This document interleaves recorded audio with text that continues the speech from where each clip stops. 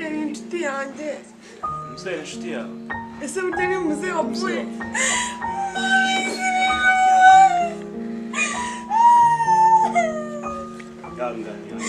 Yangana bibaho. Yari umuntu mwiza. Turabizi twese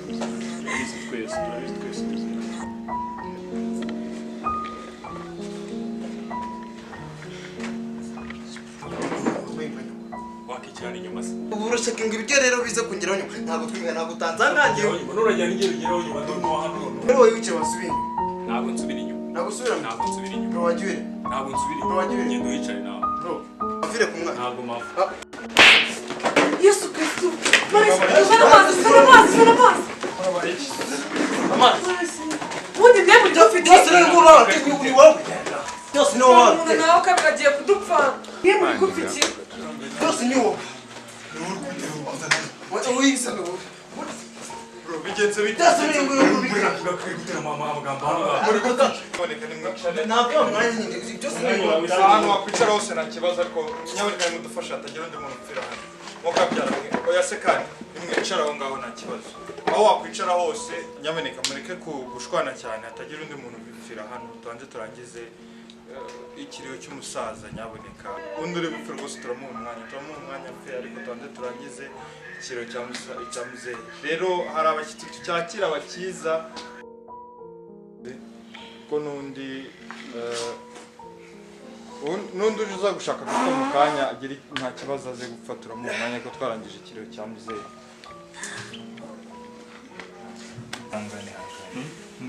Nageze gahunda nta wundi mushyitsi usigaye. Muzehe kandi hafi kuva.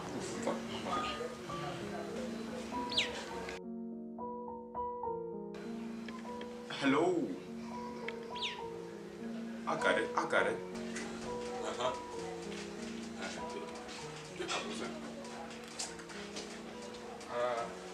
Mukomeze mwihangane turacyakira abashyitsi.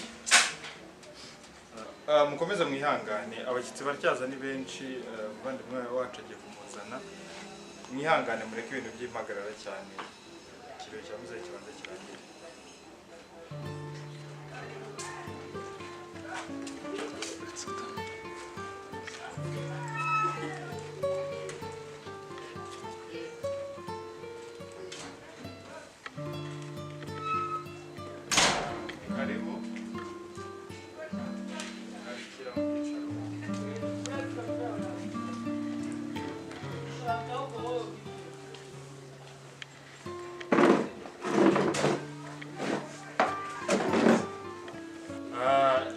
Bamenyesha ko umwuzukuru wa muzehe yamaze nawe kuhagera.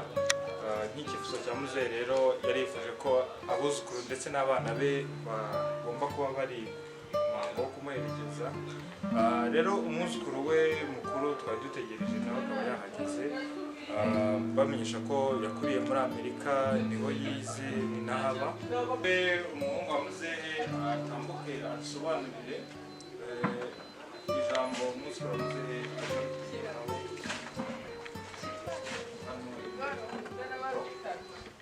Ni karibu mwaza mukatugezaho iryo jambo. All right.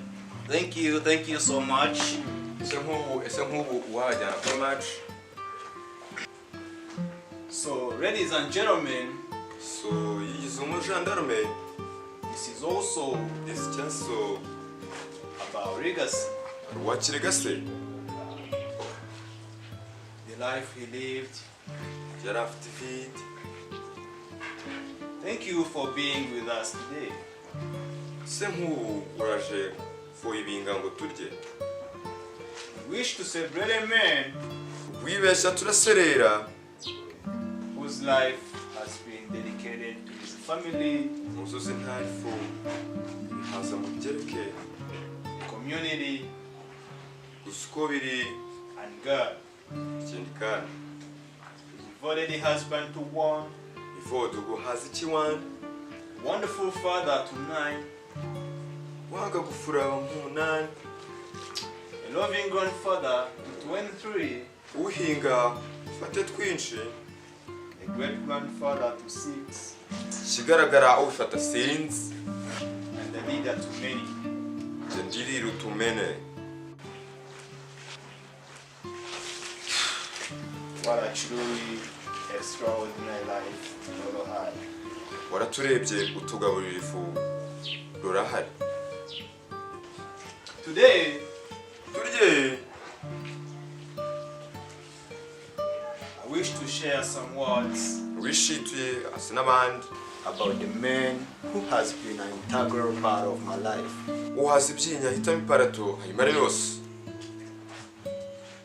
To say that I'm lucky to be Urusenda rukeni rubi one of his grandchildren kandi biramurabiza kenshi is an understatement. uzana umwanda iseseme. It is a blessing that I will be grateful for. It is a blessing that I will be grateful for iri uriretse turagerukaho hepfo and will be for the rest of my life. kandi wirebe epfo hateretse ifu. It is a challenge ibi byancanze to speak today, isupu ki turi burye putting towards the main things that I would like to say about it. nk'ubu ntawe nzi menya ntazi data ubundi se uwabahima. Sogokuru loved to share his life experience. sogokuru yaravuze ati ubushera muri iyi minsi burahenze. Mari. What an amazing memory he had. wanamena amazi uri memory card. Ask him anything about his childhood hasi ikintu unasinda ubicareho and he will be able to tell andirimbira muri izo kuteri each story with the most vivid details. wigize mose umerasede yitegereza. I asked him once, asi uwo muriro wiwatsa how did you do it? have didiye ntumwice.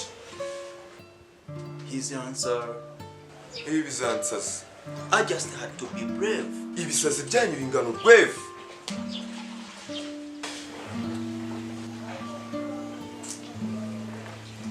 May his soul muhire si so rest in peace. uretse mufate pisi. Thank you.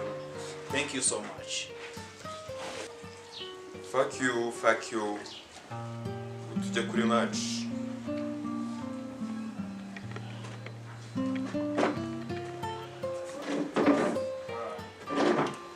murakoze.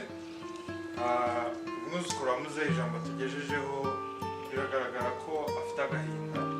muzehe yari umubyeyi wacu muri uno muryango, rero nkomeza kwihanganisha buri mpande zose. tugiye gukurikizaho gahunda yo kubaherekeza ndetse n'abari murare nta kibazo, umuriro urahari, ikiraro kirahari, mugume mudufate mu mugongo ndetse nta muntu wari ufite gahunda yo gupfa. nyuma y'iki gikorwa rwose yemerewe gupfa nta kibazo, nawe twamukurikizaho tukaba twamukurikizaho nyuma y'umusaza. murakoze, mukomeze kwihangana.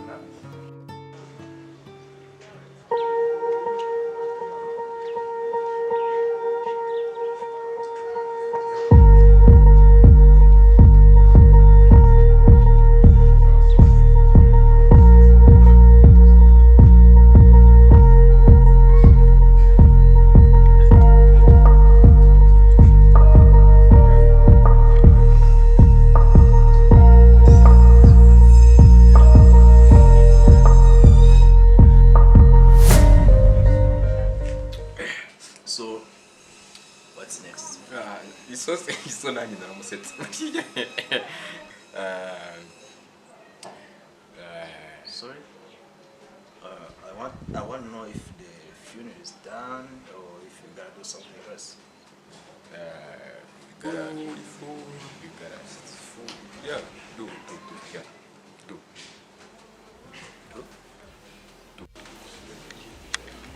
About.